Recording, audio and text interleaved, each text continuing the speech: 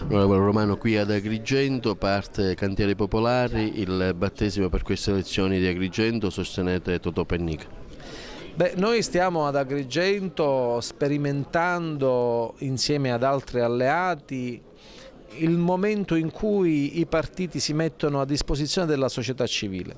Questo è un momento difficile e delicato, le nostre amministrazioni hanno bisogno di recuperare anche un rapporto con la cittadinanza. Noi facciamo questa campagna elettorale all'insegna dell'innovazione. Sosteniamo un candidato che ha tutti i buoni requisiti per essere eletto sindaco e governare bene questa città, e lo facciamo attraverso un'iniziativa politica che avrà una grande prospettiva all'indomani delle elezioni, perché Cantiere Popolare significa costruire un percorso politico che è quello dei moderati, che è quello dei popolari, come in ogni paese d'Europa che compete in alternativa alla sinistra socialista e riformista.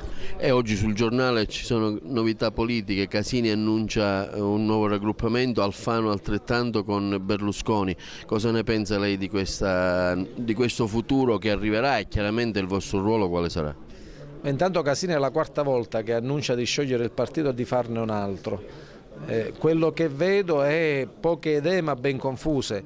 Noi continuiamo a dire che c'è bisogno nel Paese di una proposta politica che superi l'euroscetticismo.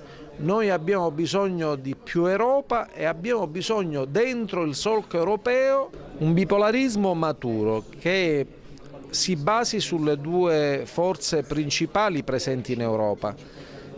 E credo che anche Casini dovrebbe essere interessato a questo progetto.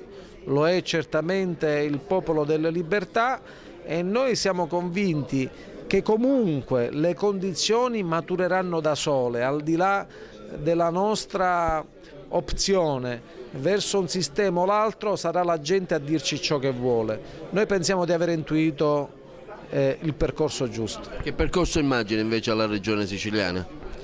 Fosse per Lombardo non si dimetterebbe mai. Temo per lui che il PD abbia già deciso di mollare questa esperienza politica, si alleeranno a sinistra per recuperare un pezzo di elettorato importante e per evitare che in campagna elettorale gli si rimproveri un'alleanza scomoda come quella di Lombardo. Seppur con capo di casa un mantenuto